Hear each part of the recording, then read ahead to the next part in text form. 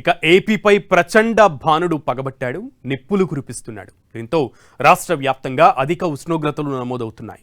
42 నుంచి 47 డిగ్రీల వరకు ఉష్ణోగ్రతలు నమోదవుతున్నాయి. కోస్తాంధ్ర జిల్లాల్లో ఉష్ణోగ్రతలు సాధారణం కంటే ఎక్కువగా నమోదవుతున్నాయన్న వాతావరణ శాఖ హెచ్చరికలతో రాష్ట్ర ప్రభుత్వం అప్రమత్తమైంది. వచ్చే 7 రోజుల పాటు అన్ని పట్టణ స్థానిక సంస్థలు అత్యవసర వాతావరణ ప్రణాళికలను సిద్ధం చేసుకోవాలని, క్షేత్రస్థాయిలో సహాయక చర్యలను ముమ్మరం చేయాలని ఆదేశించింది. పురపాలక పరిపాలన, పట్టణాభివృద్ధి శాఖ మున్సిపల్ కమిషనర్లకు మార్గదర్శకాలు జారీ చేసింది. ముఖ్యంగా మధ్య, ఉత్తర కోస్తా జిల్లాల అధికారులు మరింత అప్రమత్తంగా ఉండాలని సూచించింది.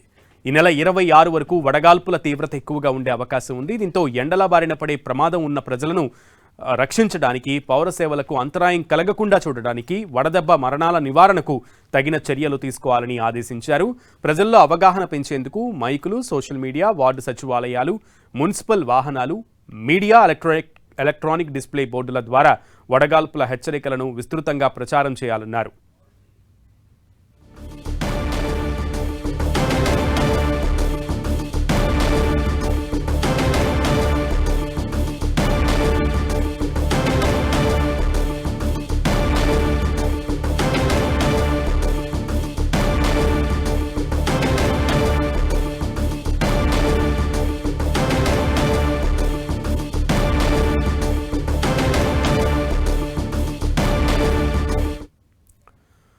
బస్టాండ్లు, మార్కెట్లు, కార్మికులు కూడేటువంటి ప్రాంతాలు, ఆసుపత్రులు, పాఠశాలలు, అన్నా క్యాంటీన్లు, ఇతర బహిరంగ ప్రదేశాలలో త్రాగునీటి సదుపాయాలు కల్పించాలన్నారు.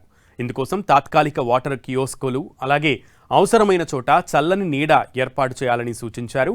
పారిశుద్ధ్య కార్మికులు, బహిరంగ ప్రదేశాల్లో పనిచేసే శ్రామికులు, వీధి వ్యాపారులు, నిరాశ్రయులు, వృద్ధుల ఆరోగ్యాన్ని కాపాడేందుకు వైద్య ఆరోగ్య శాఖతో సమన్వయం చేసుకుంటూ వార్డు స్థాయి పర్యవేక్షణ బృందాలను అందుబాటులో ఉంచాలన్నారు. ఎండలు ఎక్కువగా ఉండే మధ్యాహ్నం వేళల్లో మున్సిపాలిటీకి సంబంధించిన బహిరంగ పనులను క్రమబద్ధీకరించాలని, పారిశుద్ధ్య సేవలు, తాగునీటి సరఫరా, నీటి నాణ్యత పరిశీలన నిరంతరం కొనసాగాలగా చూడాలన్నారు. అత్యవసర సేవలు, ఫిర్యాదుల స్వీకరణ కోసం కంట్రోల్ రూమ్లను నిరంతరం అందుబాటులో ఉంచాలని సూచించారు. పరిస్థితి తీవ్రతను వివరిస్తూ మున్సిపల్ కమిషనర్లు అంతా క్షేత్రస్థాయి ఏర్పాట్లను ప్రతిరోజు స్వయంగా పర్యవేక్షించాలని ఆదేశించారు.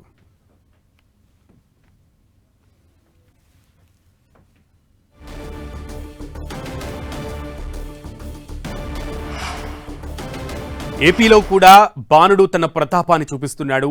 దాదాపు 45 నుంచి 47 డిగ్రీల ఉష్ణోగ్రతల మధ్య బాణుడు తన వేడిమిని ప్రజల మీద కురిపిస్తున్నటువంటి పరిస్థితి. నేపథ్యంలో మధ్యాహ్నం ప్రజలెవరూ కూడా వీలైనంత వరకు కూడా బయటకు వెళ్లకుండా ఉండాలని వాతావరణ శాఖ అధికారులు హెచ్చరికలు జారీ చేశారు.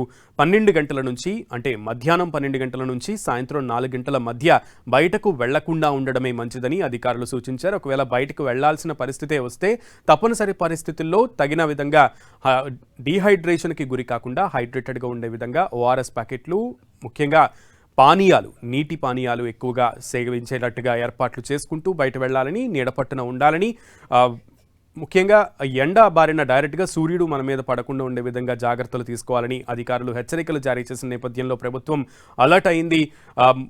మున్సిపల్ స్థాయిలో, గ్రామ స్థాయిలో కూడా సిబ్బందిని ప్రత్యేకంగా ఏర్పాటు చేస్తోంది. ఎక్కువగా ప్రజలు గుమికూడేటువంటి ప్రాంతాల్లో కూడా అత్యధికంగా ప్రజలు ఈ ఎండవేడిమిని తాళలేక ఎక్కువ గుమికూడేటువంటి ప్రదేశాల్లో తగిన విధంగా ఏర్పాట్లు చేసే విధంగా చలివేంద్రాలు, మజ్జిగ పంపిణీ కేంద్రాలను ఏర్పాటు చేసే విధంగా కూడా అధికారులు ఏర్పాట్లు చేస్తున్నారు.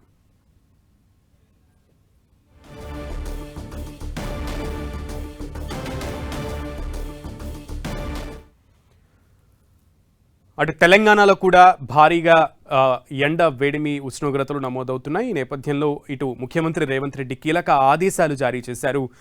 అధికారులందరినీ కూడా అప్రమత్తం చేశారు. ముఖ్యంగా సిఎస్ ద్వారా ఐఏఎస్లందరికీ కూడా అప్డేట్స్ ఎప్పటికప్పుడు వెళ్లాలని, ఐఏఎస్లు తగిన విధంగా సమయానికి అనుగుణంగా సమయస్ఫూర్తితో తగిన జాగ్రత్తలు తీసుకోవాలని, ప్రజలందరినీ కూడా అలర్ట్ చేయాలంటూ కూడా ముఖ్యమంత్రి సిఎస్ ద్వారా ఐఏఎస్లందరికీ కూడా ఆదేశాలు జారీ చేయడం మనం చూస్తున్నాం. ముఖ్యంగా ఉత్తర తెలంగాణ జిల్లాల్లో ఎక్కువగా ఈ వడగాలులు ఎక్కువ వీచే అవకాశం ఉంది. గాలిలో తేమ శాతం కూడా తగ్గుతున్న క్రమంలో ప్రజలందరినీ కూడా అధికారులు అలర్ట్ చేయాలంటూ కూడా ముఖ్యమంత్రి రేవంత్ రెడ్డి ఆదేశాలు జారీ చేశారు.